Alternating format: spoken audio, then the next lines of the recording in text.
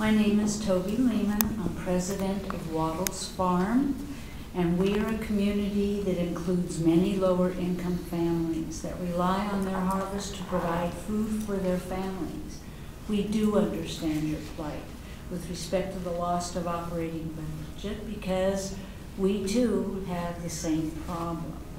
What I was asking you to do is to rescind the per plot fee and work with each community garden and, to quote Mr. Muckery, in a partnership mode and come up with a solution that will benefit everyone. And I think that this will will be able to include a detailed report for this commission if they, Record Parks would get involved with the leaders of the different community gardens. And I thank you. Thank you. Thank you for your comments. Next. Gina Hava, followed by Liz Warren, Christy Wilhelmy, Susan Pingleton. My name is Gina Hava, and it'll be quick. We appreciate a great deal being put on the agenda for January, and we know the short notice. The only other concern I have is that there's a handful of us here. We heard about it word of mouth. I myself invested about $800 in securing my garden in August. I probably would not have done it had I had notice of this of the increase. A lot of the people at the community gardens don't garden as much in the winter time. If they weren't fortunate enough to be out there to hear about this increase word of mouth just the last 3 weeks, that's all we've known. So some of these people, most of them being either senior citizens, and I believe some 90-something% under the $25,000 a year income, many of these people are going to start receiving these notices due January 1st. So somehow today we need to get something and some relief for these people to at least maybe we move that to February 1st till after you have your meeting. That's my concern, is a lot of these seniors, a lot of these people on fixed incomes are going to start receiving those notices, and to this day, they still don't even know this is an issue. Yes, please. The increase, yes. My understanding is it's about $8 a month, which comes out to be 30 cents a day. It went from a $20 I know what it went from, plot to 120. I haven't. I think Al might have exact numbers on that. We have somebody that does have that for you. I can afford the $120 for my plot, but I think about 97% of the people out there are on fixed incomes or under the poverty level. For these people, it is an issue. $5 a month can take food off their table. It's a lot. They depend on the gardens. So. Well, I guess it's part of my question, because I think one of the changes that have been made was that this is being billed monthly, which... I never heard that till today. I don't know if anybody else did. I have never heard that till today. Okay. And I realize that, you know, I think that while the percentage increase seems large, the actual increase, which if you look at 30 cents a day, is rather minimal. And, you know, I think that in terms of, you know, are we here as sort of to provide a recreational activity for people, or are we here to subsidize their food budgets? I think that's sort of a question that we all have to ask ourselves. And I don't know, and maybe perhaps we can address this in the study that's coming up, what the original intention of the gardens were. I would imagine that it was more recreational and less of a place that somebody could subsidize food. I think they wind up doing both, because my husband has a lot of employees that have struggled with this economy as his business has. So the food that comes out of my garden quite often will go to put fresh fruits and vegetables on other people's tables. There's only 2 in my family. But I have a garden space that I utilize to the best of my ability, and I get a lot from it, and I pass that on to people that really wouldn't be able. They would be eating at McDonald's every day. Well, I So- suppose, so, yeah. I mean, I think that's a choice you make. My question is whether, you know, you're paying your fee and you're talking about people who are really You know- looking to this as a way of subsidizing their own food needs, and I'm not sure that that's what the purpose is. I don't think at the end of the day, anybody minds an increase. Even at the last 10 years, it's not gone up. So even if you take the 4%, the cost of living, isn't that normally what it is? And you multiply that by the 10 years, we're going up 500%. I wish I had brought my pictures of the day that I went out there and started my garden. It was dirt and it wasn't usable. It's taken me years and a lot of money and a lot of time to make it very usable. It's not just the cost of the plot. There's other cost factors that go into it. We aren't even asking you to look at that.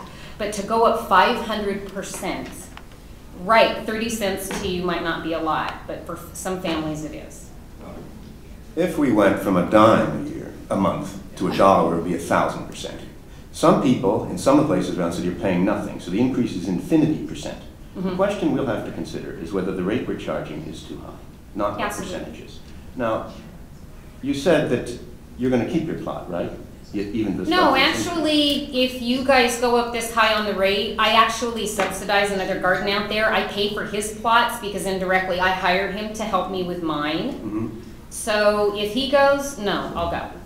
So how many plots do you have? I have 3. You have 3 plots, even though we have a waiting list of hundreds of people. Okay, thank you very much. Next speaker. Liz Orr, Actually, I think I go. followed by Christy Wilhelmy. And Susan. I'm Lizard, actually, if I can follow her, I just try to formulate. Who is her? Is that Christy Christy, Wilhelmy? yes. Christy, and then Liz. Thank you very much. Good morning. Morning. I am Christy Wilhelmy. I'm on the board of directors of Ocean View Farms Organic Community Garden, and we have, just for the record, 500 plots and 360-ish members. And I'm here today because I need your help. I have to get up in front of our general membership on Saturday and explain to them how our garden, how this fee structure, that's illustrated in the document I have in my chair over there, applies to our garden. They won't understand why, and I don't either, and here's why. Ocean View Farms is 100% self-governed. We pay all of our own bills, including our water bill, our electricity, our insurance.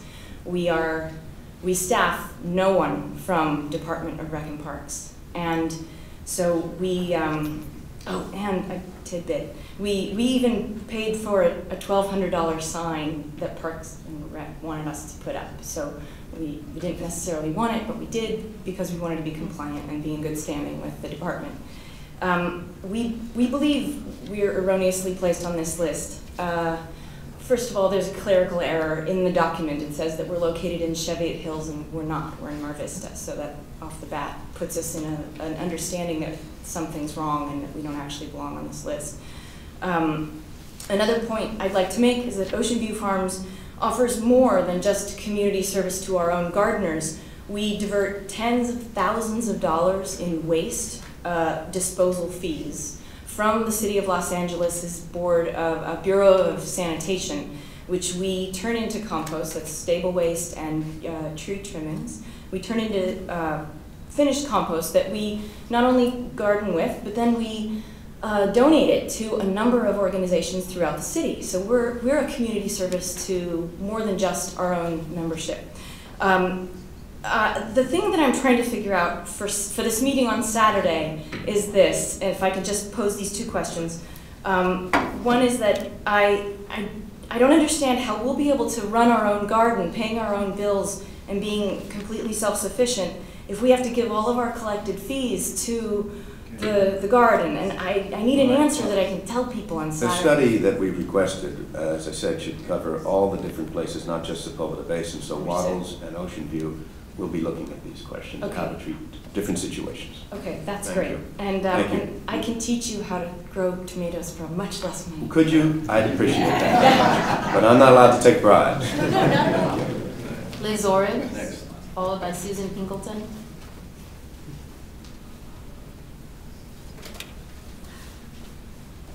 I'm going to be incredibly nervous. For me, I'm just going to really talk about the costs in my situation personally. I was on that list, and when I finally had the chance 2 years later to be able to have a garden there, and it cost me, $25 for a plot of 10 feet by 20 feet. So over the course of, I think, maybe 2.5 years, I increased my space to 3 lots of 10 by 20 at $25 a year. And it made it really great. I grow vegetables and fruits for me, and it really helped me a lot. I live in an apartment. I manage all my costs. I don't make a ton of money a year, so it takes me 1 year to be able to accumulate enough money to put towards a garden to really grow fruits and vegetables there. So I'm one of those people who doesn't have the income, and something like that really benefits me a lot.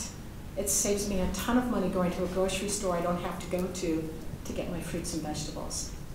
So that's my biggest thing, is really it helped me financially tremendously. And now that with the rate hike, I will not be able to do that. I won't be able to afford to really go to the grocery store. I'm sorry, I'm just one of those lower income people that really benefits by that. What fruits and vegetables are you growing? I grow eggplant, tomatoes, celery, just about every vegetable that you can think of. And harvest time is when? Mostly for me, harvest is probably late summer into fall, and sometimes in the winter I will grow the winter vegetables like broccoli, cabbage, Brussels sprouts, garlic, a lot of different things like that. It really helps me tremendously. Sure. Now, what do you... Full-fledged in that field. I'm sorry?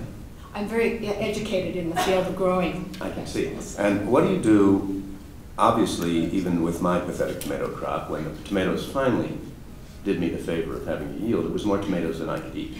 I can give you like But three so or what do four you do excellent with- varieties that will... Right, but what do you do with your...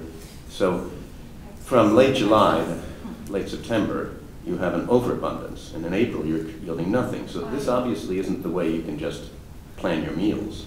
Well, I do canning. I can, and also I freeze a lot of things that will, sustain me through the year. So yeah, I'm very frugal and very efficient with what I do with my fruits and vegetables from my garden. Thank you. Thank you Thanks very for much for coming your to see time. us. Thank Thanks you. for your time. Susan Pingleton.